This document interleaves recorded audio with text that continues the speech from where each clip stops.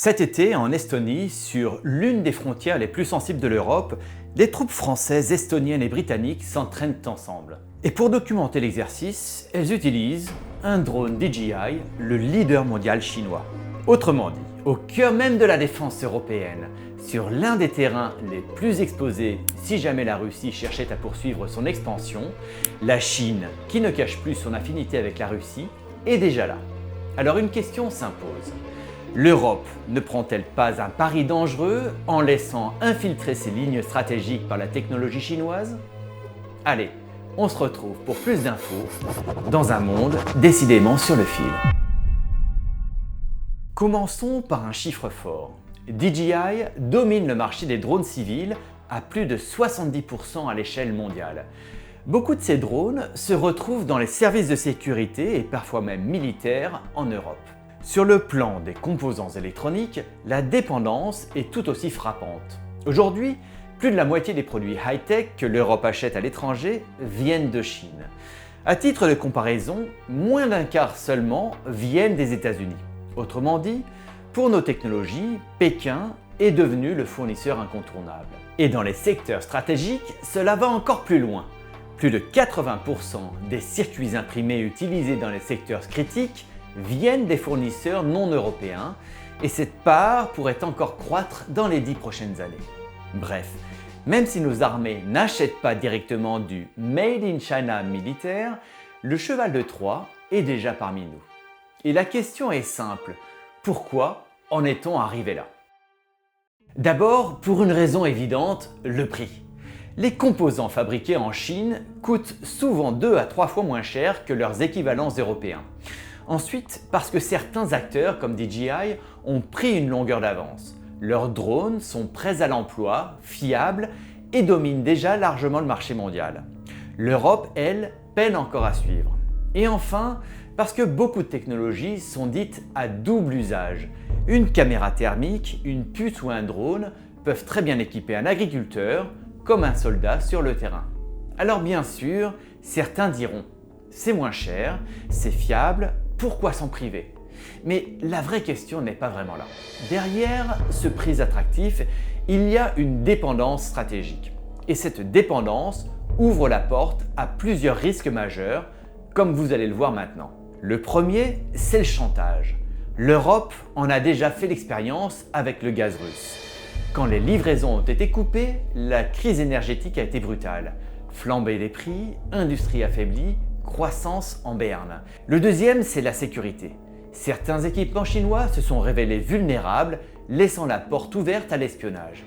Et dans un contexte de crise, ces failles pourraient être activées à distance, compromettant directement des opérations militaires. Et le troisième, plus insidieux encore, c'est le risque politique. Mais avant d'y venir, laissez-moi vous dire que l'algorithme de YouTube a tendance à cacher mes vidéos, probablement parce que ce n'est pas le contenu qu'il souhaite voir. Alors, si vous voulez pouvoir choisir ce que vous regardez, pensez à activer la cloche. Bref, je reviens au risque politique. Au sein de l'OTAN, si un allié dépend du matériel chinois et que les autres ne lui font pas confiance, c'est la cohésion même de l'alliance qui vacille. Mais l'Europe est-elle la seule dans ce cas? La réponse est non. Les États-Unis, le Japon ou encore l'Inde importent eux aussi les produits chinois. La différence, c'est que les Américains ont déjà réagi. Interdiction de Huawei dans la 5G, restrictions sur DJI pour leurs armées et un plan massif de relocalisation des semi-conducteurs, le fameux CHIPS Act. Le Japon suit une logique comparable. Diversification des fournisseurs, notamment vers Taïwan et la Corée du Sud. L'Europe, elle, avance beaucoup plus lentement. Beaucoup de gouvernements hésitent encore à se couper d'un fournisseur aussi central que la Chine. Et ce qui rend la situation encore plus intéressante, c'est qu'elle est réciproque. La Chine dépend elle aussi de technologies étrangères. ASML aux Pays-Bas reste indispensable pour les machines de lithographie, crucial pour les puces les plus avancées. Alors, Pékin a lancé dès 2015 son plan Made in China 2025 pour rattraper son retard. Mais 10 ans plus tard, elle reste encore à plusieurs générations derrière Taïwan et l'Europe. Et pendant que Pékin tente de combler ses faiblesses, de nouveaux signaux d'alerte apparaissent en Europe. Ces avertissements sont déjà là.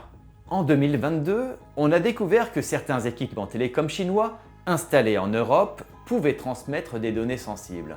Dans le même temps, plusieurs rapports de l'OTAN ont tiré la sonnette d'alarme, soulignant le risque bien réel de sabotage numérique en cas de conflit. Et plus inquiétant encore, plusieurs industriels européens admettent en privé que si demain les liens avec la Chine étaient coupés, leur chaîne de production serait à l'arrêt en quelques semaines seulement. C'est ici qu'une comparaison historique s'impose. Comme avec le gaz russe, l'Europe pensait que tout était sous contrôle. Puis Nord Stream a été coupé, résultat, une crise énergétique majeure et une récession durable dont les conséquences se font encore sentir aujourd'hui. Alors, une question revient, sommes-nous en train de répéter exactement la même erreur, mais cette fois avec la Chine? Pour éviter ce scénario, 3 pistes s'imposent. La première consiste à investir massivement dans la défense et l'innovation. En 2023, l'Europe a consacré environ 13 milliards d'euros à la recherche et développement militaire. D'ailleurs, la Chine a déjà doublé ce montant et les États-Unis, eux, sont très loin devant avec 145 milliards. La deuxième piste consiste à diversifier les chaînes d'approvisionnement. On voit bien quelques tentatives, comme la coopération de la France avec le Japon ou celle de l'Allemagne avec la Corée du Sud. Mais pour l'instant, ça reste marginal. L'Europe n'a pas encore de vraie stratégie collective de diversification. Et la troisième enfin, c'est celle qui renforce la cybersécurité à l'échelle européenne. Aujourd'hui, c'est surtout une compétence nationale, même si l'Union dispose déjà d'une agence de coordination, l'ENISA. Imaginez un contrôle mieux coordonné et pourquoi pas une Europe de la défense plus intégrée, c'est une question qui va devenir incontournable. Oui, l'Europe joue gros, mais elle peut encore changer de trajectoire. Pour changer de trajectoire, l'Europe devra investir en avance plutôt que de réagir trop tard. Elle devra aussi diversifier ses partenaires au lieu de céder à la facilité. Et surtout, elle devra mettre la souveraineté stratégique au-dessus des économies de court terme. En Allemagne, où je vis, je vois bien combien la tentation de ménager la Chine reste forte, surtout dans un contexte économique fragile. En France, les marges budgétaires, vous le savez encore mieux que moi, sont limitées. La dette et les contraintes financières rendent difficile un saut massif dans la défense. Sans compter ceux, nombreux, qui restent opposés à un véritable transfert de compétences vers une défense européenne commune. L'exemple du gaz russe est parlant, ignorer ses dépendances a fini par coûter bien plus cher que les avantages qu'on croyait en tirer.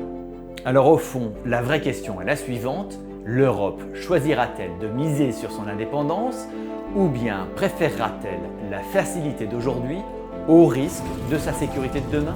Et vous, qu'en pensez-vous? L'Europe répète-t-elle les erreurs du passé ou peut-elle réellement bâtir une autonomie technologique forte? Je lirai comme toujours vos commentaires avec attention. Merci et à bientôt.